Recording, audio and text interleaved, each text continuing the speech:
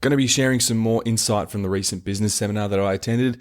Today is all about culture. So if you've got staff, this one's going to be right up your alley. Even if you don't, again, it's always good to keep this in the back of your mind because one day, hopefully, you're going to have staff if you want to grow the business. And so you're going to need to know things like this. But I had some great takeaways from an amazing lady by the name of Kate Bishop. She's actually my mentor now. So I pay her $400 an hour to tell me all the stuff I'll be telling you. She's not cheap, but she's damn good. So Kate owns a diamond jewelry store called The Diamond Collective. Very, very successful. She's only 28 and she's built the Diamond Collective to where it is now in just a few short years. She's got a great little team. She's really big on culture and she does a great job at cultivating a great culture. So I really wanted to learn from her, and because culture is my main focus at the moment and I really want to drive that forward. So I thought she would be the perfect mentor for me, and that's how we arranged that. So she talked a little bit at this event and I had some great takeaways from that small time that she was talking, and I want to share just a couple of those things with you today. A lot of you know I'm big on numbers. That's kind of my jam. I really like to know my numbers. And so yesterday I had my assistant run a report for me to find the average amount of time that an employee spends with us. I told her, generate me a spreadsheet and calculate the lifespan of our average employee. And I've never done this in the past because I didn't feel like we had enough data or enough analytics to go off. But now we've had so many employees, we've been running for long enough to the point where I think we can generate a really detailed report and figure out where our numbers lie. So she did this report and she sent the spreadsheet to me. And for our current employees, the average tenure of the team we have now is about 7.5 months, which I thought, okay, that's pretty reasonable. But for the total amount of people we've ever had, so we've employed now like I think 130, 140 people. So out of all those people, including the ones we have now, the average amount of time that someone stays with us is 3 months. And when I saw that, I messaged Jessa, my assistant, and I was like, is this right? Like this does not seem right at all. This doesn't make sense to me. Because I'm thinking like we have people like Stacy, who's been on the team for 3 years. We have Sean, who's been here for 2 years. We've got Elsie, who's been here for nearly 2 years as well. We've got a bunch of people who are nearly on 2 years, but our average across the board is still only 3 months. And that really rattled me because I was honestly expecting it to be at least 6 months, even knowing that our team is not the greatest, but we have a really good team. And I assumed that it would be around 6 months, not 3. So that was a really big shock to me. And it just goes to show that we have that many people that come through. We'll trial them, we'll train them for a week, and then they just don't work out, or they'll leave after a month for whatever reason.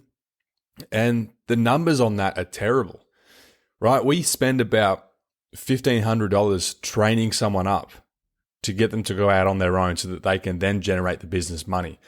And so if we're spending $1,500 and we know that our gross profit per employee per week is about $300, then we're spending $1,500 to get them to work for an average of 3 months, which means in the first month, we're just breaking even on their training.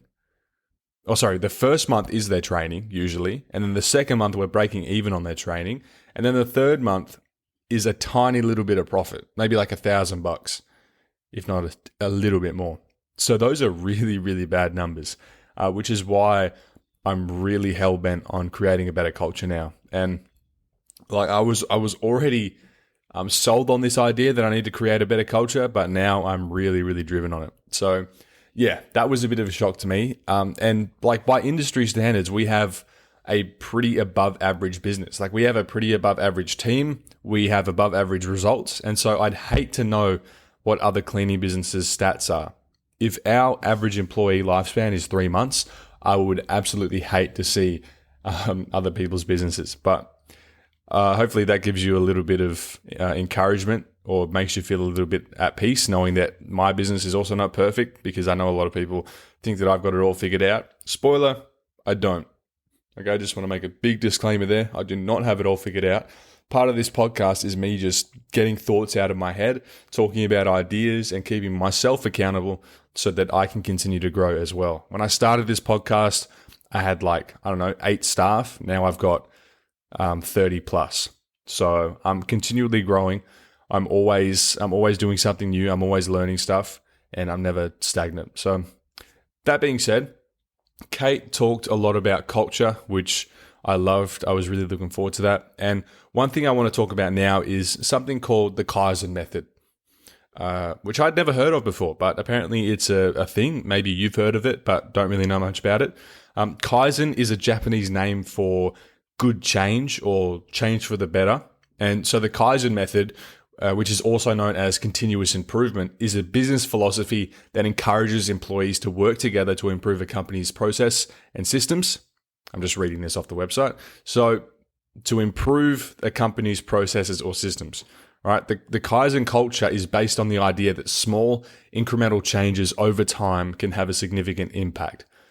So it's like those 1% things that you can do every day to one day, a year down the track, look back and be like, wow, look at how far we've come because of this. And the reason it works so well, like even in a business like cleaning or any other business for that matter, because this is directly transferable to any industry, is because it allows cleaners to have ownership in their role. It gives them a sense of empowerment and inclusion, and it makes them feel like their role is bigger than just scrubbing toilets, because they now know that they're directly or indirectly part of the company's growth. And it makes them feel heard and understood, because they can give you some feedback and they might have an idea. And even if it's not possible, you can have that discussion with them and be like, well, this is actually why we can't do that. And at least they feel heard and at least they get their question answered. Okay, so the Kaizen system has a dual nature. Kaizen is part action plan and part philosophy. So as an action plan, Kaizen is about organizing events focused on improving specific areas within the company. These events involve teams of employees at all levels, with an especially strong emphasis on involving plant floor employees. So in our case, that's cleaners. As a philosophy, Kaizen is about building a culture where all employees are actively engaged in suggesting and implementing improvements to the company. In truly lean companies, kind of like ours, or much smaller businesses, it becomes a natural way of thinking for both managers and the cleaners. And so these are some of the typical Kaizen events. A typical Kaizen event has a process that goes something like this. You set goals and provide any necessary background around that goal. You review the current state and develop a plan for improvements. You implement those improvements. Then you review and fix what doesn't work. If you think about the previous podcast, the ADD method, sort of that same thing. You do something, then you go back once you've gotten to a place or to a point, and then you start deleting stuff. Okay, then you start to report results and determine any follow-up items. And this type of Kaizen process cycle is frequently referred to as a PDCA. So plan, do, check, act. Really simple. PDCA brings a scientific approach to making improvements. So the plan, you develop a hypothesis for what you want to do. It's like we want to improve culture. So what do? Well, let's run this experiment. Let's try implementing these 2 challenges, like a before and after challenge and another one for an employee of the month. And let's also do a monthly meeting and do a monthly catch up and see how that goes. So then we evaluate the results of that plan. We see how did it affect us? What things did it change? What improvements did it have? What negative outcomes were there? And then we can act. We can refine the plan and we can start a new plan and a new cycle. And Toyota is actually a company that very famously used this method and used it really well. They were experiencing a lot of issues. I think maybe they were even taking a nosedive in terms of their profit and revenue. And then someone new came in and adopted this Kaizen method and just completely did a 180 in the business. And now Toyota is a absolute powerhouse and they're not going away anytime soon. So if companies like Toyota can use it and the small guys like us can use it, why are we not doing it more? It's very simple. And like I've experienced this now in my business where I've had, over time, I just noticed that people become unhappy in the role. And it's not really anything that we do. It's just the things that we don't do. So people just become complacent after like a year and a half and their work drops off. They start to communicate less. And it's really nothing in the role that's changed. It's not like they're unhappy with us. It's just that they're feeling distance from the business now.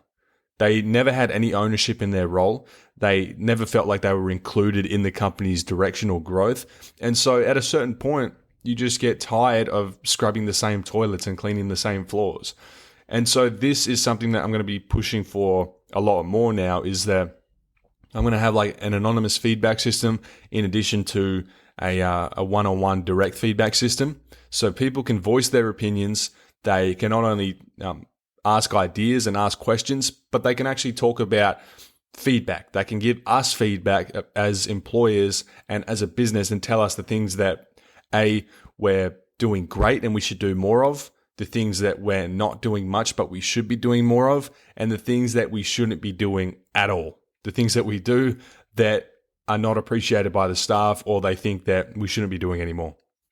So an anonymous feedback system in addition to a non-anonymous feedback system is a great idea. So if you have staff at the moment, it could even just be one team member or two.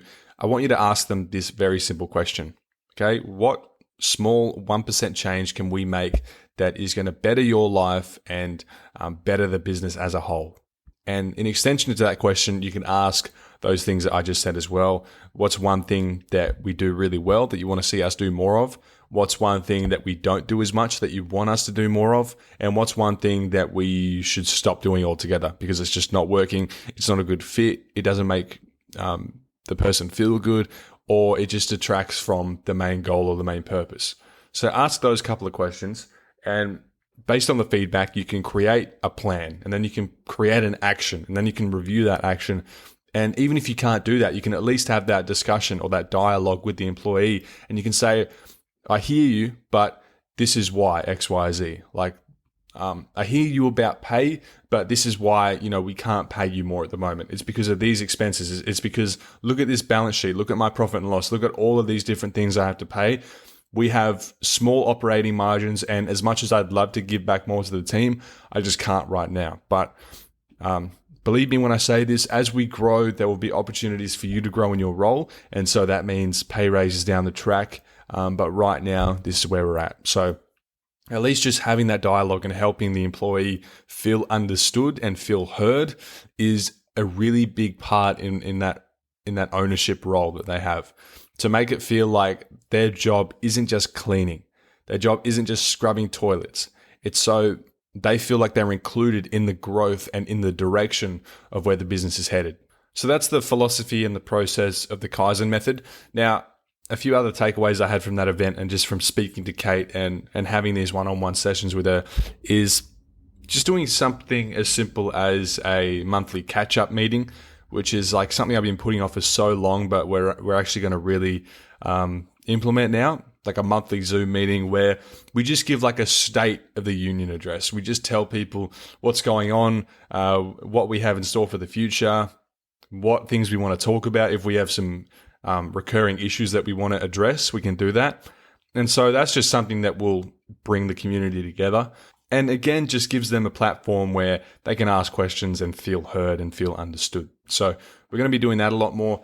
Something that she made me realize I need to be doing more is just one-on-one phone calls with my staff. So I've got a quote unquote manager who does all this stuff that I don't want to do. And so that also means that she is the direct point of contact with staff. But something I need to do as the business owner more is just call people up individually and just, say, how you going? Just wanted to have a chat with you and see how you're liking things, how you're settling in. I got some great feedback on your work, so I just wanted to congratulate you on the amazing work that you're doing. But if you have any questions or any concerns about anything, please let me know, and I'll be happy to address those for you. But yeah, just want to see how you're going. Just a little catch-up call like that. And like that can go a long way to making people feel like they're included and making people feel like they're really appreciated.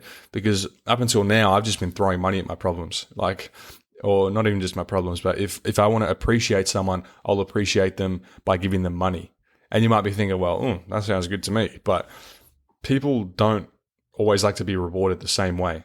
The same person I give a $200 gift voucher to because they've been a great employee, they might just want a phone call that simply where you simply tell them how appreciative you are of them. they probably value that as much as the $200. And there's some people who don't care about the money at all and they just want to feel appreciated. So like, I need to start doing that more as a business owner. I am definitely guilty of that, of not talking to my staff individually enough. And so Kate suggested I at least do just a quarterly catch up with everyone one-on-one. And you need to make sure that they know that. So you need to make sure that they expect that, so that they're not caught off guard every quarter and feel like they're just being interrogated and that their job is at stake. But you just say, you put like an announcement out there just to tell them that every quarter we'll have a one-on-one chat just to see how things are going and to have an open discussion about anything that they might want to get off their chest or any questions that they have that are still unanswered. So I think that's going to be something that's good, because I've also been trying to figure out how to weave my way back into the team a bit more, because I'm so far removed from it now that I feel like a little bit awkward just jumping back in.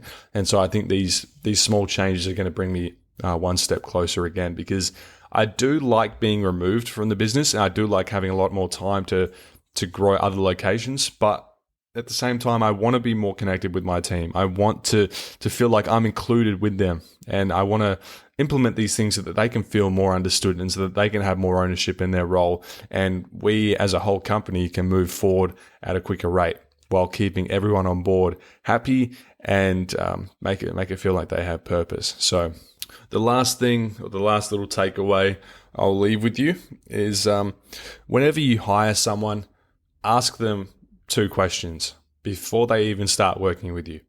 Ask them how they like to be rewarded and how they like to receive feedback. So for instance, like I was just saying, when I reward people, I usually just throw money at them. I give them gift cards and that's pretty much it. I'll give them like a bonus maybe. But some people might just appreciate a day off. Some people might want to spend an afternoon with their family and they don't really care about the money. Some people maybe don't care about the money or time off. They just want a phone call from the boss saying that they're appreciated, or they want to be posted up in the announcements channel and given praise there. Maybe that's all they care about. And then there's maybe some people who don't care about praise or time off. Maybe they just want money, which is fine. And so have that conversation with them and really try to emphasize the fact that there is no wrong answer. So if someone says they like to be rewarded with money, don't let them say that, because they're never going to say it. They'll feel like a really arrogant, POS. But just bring it up to them, suggest it to them. Say like, would you prefer to be rewarded with time off? Would you prefer to be rewarded with like a gift voucher or whatever else? And say that you're open to suggestions as well. So if there's things that you haven't said that might be a possibility, they can say that as well, and then you can keep that in your back pocket for later. And also asking them how they like to receive feedback. That's a big thing, because people are so different in how they communicate. Like you can't use the same communication style for 30 plus different people. So some people might want to be communicated with directly. They might just want to be told how it is. They don't want you beating around the bush. They want you to say it to their face. They don't want to over text, because they'll feel slighted if you do it over text, and it'll feel to them like a passive aggressive move. Whereas some other people don't want that at all. They want you to put it in a text message, and they may not want you to be direct. They may want you to soften the blow a little bit and put a little bit of icing on the cake for them so it's easier for them to digest. And so this is a really, really important thing that you need to know when you have staff coming on board, is these 2 things. How do they like to be rewarded and praised, and how do they like to be communicated to? I've had so many conflicts between employees and myself where I have communicated in the way that I like to them. So the way that I like to be communicated with, I've kind of done to them, and it's backfired. And I've been like, well, what the hell? This is how I like to be talked to.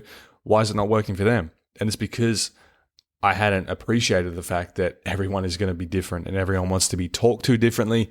And I hadn't asked that question. So now whenever we have new people coming on board, we ask those questions, we have a discussion about it, and the onboarding process is a lot more individualized and personalized. So those are just a couple of things I wanted to share from Kate Bishop. I'm going to be sharing a lot more stuff from her because I'm now working a lot more closely with her, a lot more one-on-one. So yeah, paying her $400 an hour, which is a lot of money, but she's definitely worth it. And you guys, the podcast listeners, get to hear all the takeaways and the results of that for free. So there you go. You don't have to spend $400 an hour. I'm doing it for you. And side note, if you want to get a mentor, but you're unsure about it and you don't know if it's right for you, just go for it. If you find someone that resonates with you, someone that has a teaching style that you like, someone that has a lot of value in areas where you lack insight and knowledge and skill, engage them as a mentor. And a lot of the time you can get a mentor without paying them anything. A lot of people further along the journey will be happy to just help you out. Like my first mentor, I never paid him anything, but I got the most outsized returns from him. And he is like a very large part of the reason why I am where I am today. So get a mentor, whether it's me or someone else or whatever.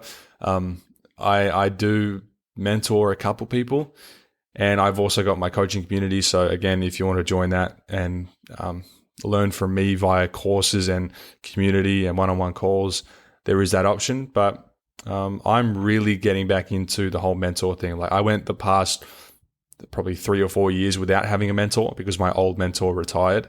But now I'm really getting stuck into it again because I want to get to that next level. I want to take the business from 2 million to 10 million. And I'm not going to do that without help because this is my first time on this planet. It's my first time running a business. It's my first time having a team. And so I need to learn from other people who have already done what I want to do to accelerate the timeline for me to get there. So yeah, that is all about culture. I hope this helped you in some way. I hope you found this insightful or valuable. If you did, I would really appreciate if you leave me a 5-star rating on Apple Podcasts or Spotify or wherever you listen to this podcast on. And even if you didn't find value, leave me a review that tells me why, but still give me 5 stars because I'd appreciate that. I want to get the rating up because the rating is probably going to boost it more and show more people the podcast who might need it and be appreciative of it. So that can be like your pay it forward thing for the day if you want. Rate this podcast and send it to someone else who you think may find value or benefit from it. And let's grow together because a rising tide raises all ships. I'll talk to you again soon.